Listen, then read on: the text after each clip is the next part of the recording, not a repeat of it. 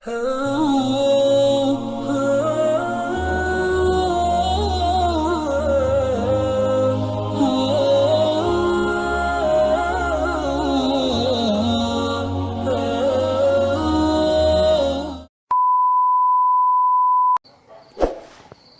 tidak pada tahu kejelekan kita, kebusukan kita, kehinaan kita, aib-aib masa lalu. Aduh, itu karunia Allah ditutup tuh. Berarti kesempatan kita tobat. Ini rezeki kita tuh luas sekali. Ditutup aib tuh rezeki. Berarti kita dijaga oleh Allah dan diberi kesempatan untuk tobat, menebusnya. Ayo. Berapa banyak di antara kita yang merasa tidak punya rezeki, padahal ditutup keburukannya, aib, kejelekan, masa lalu, kehinaan, kenistaannya. Ingat saja, ya Allah, Engkau saksikan apa yang hamba lakukan, Engkau saksikan apa yang hamba lakukan, tidak ada yang tersembunyi.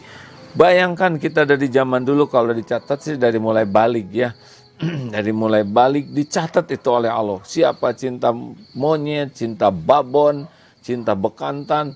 Terus itu pacaran di kelas dan sebagainya. Kalau memang laku waktu itu tuh ujian ya. Yang dulu dianggap playboy cap 2 cula, istighfar. Itu Allah tahu tuh ya. Sekarang sudah nenek-nenek tuh ya. Itu ada tracknya, semua ada catatannya. Dan oleh Allah tidak dibuka, itu harus ditobatin. Itu juga rezeki, Masya Allah. Jadi kalau Allah menutupi aib dosa, kita jangan membukanya, tapi segera bertobat. Wah, ketemu dengan yang mengingatkan kita kepada dosa. Itu juga rezeki dari Allah, karena kita bisa punya kesempatan untuk tobat. Atau ketemu dengan,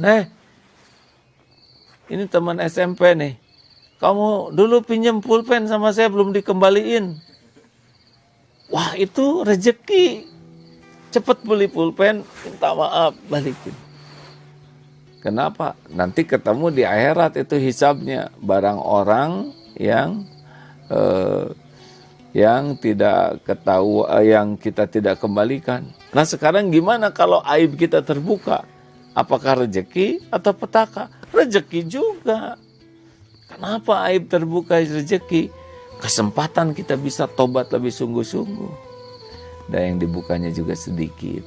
Allah kan tahu kita bakal malu besar kalau dibuka semua. Ya tahulah dibuka dikit. Supaya apa? Ya supaya serius tobatnya, lebih banyak lagi meminta ampunnya kepada Allah Subhanahu wa taala. Di belakang sedang gelap. Ini kebun brokoli di belakang ya, tapi cahaya sedang belum bersinar, sunrise-nya. Nanti sebentar lagi kita bisa rezeki melihat matahari terbit. Karena ada tempat seperti di Norwegia atau di daerah kutub tuh yang bisa 6 bulan tidak jumpa dengan matahari. Masya Allah, luar biasa itu ya. Nah, kita melihat matahari juga rezeki. Jarang kita syukuri rezeki bisa melihat matahari. Nah kita kembali ke yang tadi, rezeki terbongkarnya aib kita. Waduh, aib dosa kebuka. Satu yang dibukanya pasti sedikit. Itu dengan izin Allah ya. Kebukanya aib kita, dosa kita juga biiznillah. Ada caranya. Lalu kenapa Allah membuka aib kita dikit misalkan? Mungkin kita suka membuka aib orang. Nah diingatkan oleh Allah, aduh ini buah. Kan Allah tahu ketika kita membuka aib siapapun, Allah tahu, Allah dengar ketika kita bergibah atau membuka aib, dibuka aib kita. Atau mungkin Allah ingin kita jadi tidak bersandar kepada pujian orang. Yang tadinya kita merasa terhormat, merasa mulia, spesial, dan puas dengan pujian kekaguman orang. Padahal Allah tahu kebusukan kita yang sangat banyak. Lalu kita jadi ketipu oleh, dilulukan, lu siapa, lu apa, misalkan ya, dilulukan Lalu kita jadi lupa tentang diri kita gara-gara dipuji. Lalu Allah buka dikit, lalu orang menghina, meremehkan, kita jadi sadar, kita jadi nyungsep tobat, itu pun rezeki. Iya, hadirin, orang yang tidak tobat tuh wa malam yatub faulaika humuz zalimun. Manusia zalim yang nggak bisa tobat. Nah, ini pada bengong aja nih Jumers ya. Alhamdulillah. Mungkin belum makan, tapi kan dapat makan ilmu lebih berharga. Masya Allah. Ayo apalagi silakan bagi yang punya masukan rezeki dalam bentuk apa lagi. Nah ini ada pertanyaan, bagaimana berkhidmat pada suami, patuh, taat sementara ilmu dan pengalaman suami belum tentu lebih segalanya. Oh terima kasih. Oh iya, taat kepada suami itu rezeki ya. Apakah suami menghargai atau tidak, ya itu mah kapling rezeki suami. Kalau suami bisa menghargai, pahalanya untuk beliau. Kalau kurang dihargai ya nggak apa-apa ya. Pokoknya kalau mau berbakti atau suami berbuat baik ke istri itu adalah niatkan lillahi ta'ala. Memang tiap orang punya kapling takdir masing-masing dan punya episode masing-masing. Tetapi menyikapi hidup ini kalau betul-betul karena Allah itu rezeki itu ya. Apa sih gimana caranya? Jadi jangan ngarap-ngarap. Misalkan ayo dong cinta kepada saya. Nah ini neken, hargai saya. Kenapa sih kamu kelihatannya kurang cinta? Enggak usah ditanya, cinta itu urusan hati. Kita nggak bisa maksa pendamping hidup kita mencintai kita, nggak bisa maksa, dan itu masalah rasa. Jadi yang paling penting kita aja melakukan yang terbaik dengan setulus mungkin. Dan Allah tahu apa yang kita lakukan, Allah juga tahu kita ikhlas atau tidak. Nanti Allah yang ngebulak-balik hati. Mungkin kalau terlalu saling cinta malah nanti saling menuhankan ya. Udah berikan yang terbaik, khidmat yang terbaik sesuai dengan posisi masing-masing dan lillahi ta'ala. Itu rezeki besar tuh ya. Kalau orang bisa sedekah itu rezeki, tapi orang bisa sedekah dengan ikhlas, itu rezeki lebih mahal, lebih tidak ternilai. Jadi kita dititipi uang, itu rezeki. Ketemu lagi dengan kotak infak, itu udah rezeki karena ada yang dikasih uang nggak ketemu kotak infak.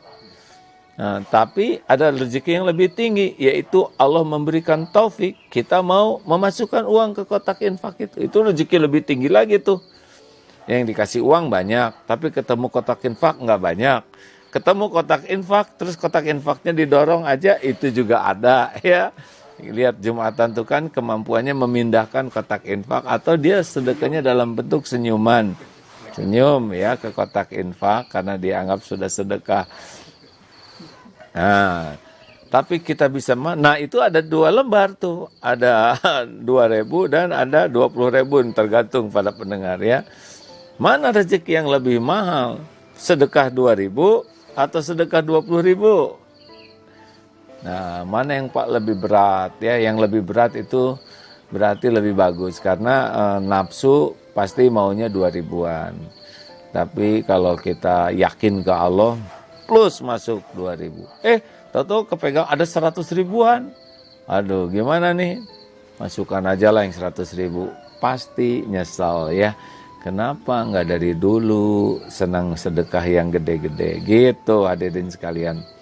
Nah, lanjut nih rezeki. Tadi dikoreksi orang, dikritik tuh rezeki, udah nggak akan jadi hina, nggak copot hidung, kepala pun nggak ada. Pokoknya mah kita sakit hati tuh bukan karena dikritik orang, bukan karena dihina orang, karena nggak ngerti itu teh rezeki. Itu tuh terkabulnya doa. Itu karena Allah mau menggugurkan dosa. Itu karena Allah ingin membuat kita jadi lebih baik. Jadi harusnya kita sangat bersyukur dengan adanya kritik, koreksi itu karena itu terkabulnya doa ya. Rezeki apalagi? Nih saya baca nih.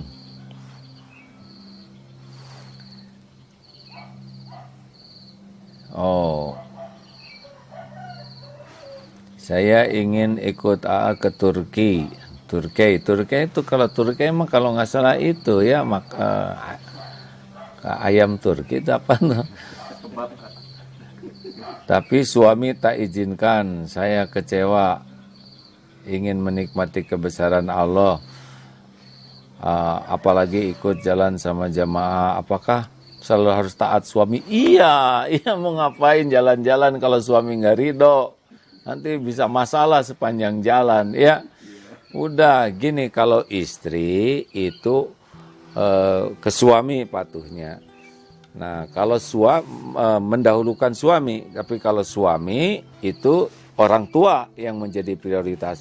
Kalau anak perempuan maka kepada suami menjadi prioritas ya. Tetapi kalau anak lelaki itu kalau tanding istri dengan orang tua didahulukan. Jadi misalkan AA punya anak perempuan dan punya anak laki.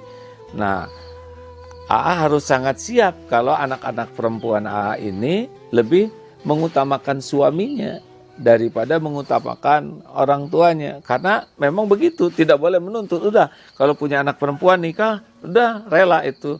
Sudah lebih mendahulukan suaminya.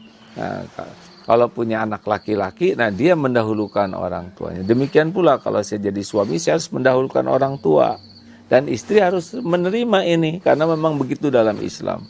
Nah, bisa ridho terhadap aturan ini pun merupakan rezeki dari Allah ya. Nah, mana lagi nih? Sudah cukup?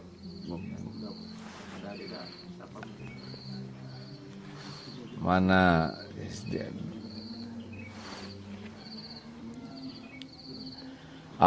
Saat kita bersedekah maksimal, tapi pada akhirnya kita tahu kita tertipu.